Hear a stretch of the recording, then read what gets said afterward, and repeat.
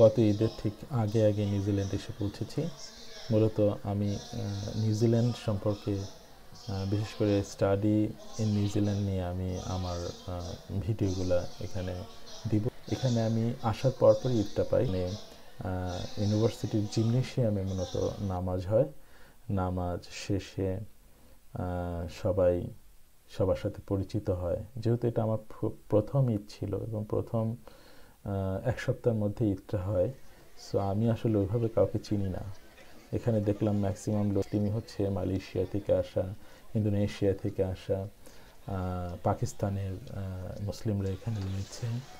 এবং নামাজ শেষ করার পরে সবার একটা সোশ্যাল গ্যাদারিং হয়, যেখানে সবাই অনেক ফুডস নিয়ে আসে। এটা ইউনিভার্সিটির একটা ক্যাফেতে, যেখানে সবাই পার্টিসিপেট করে।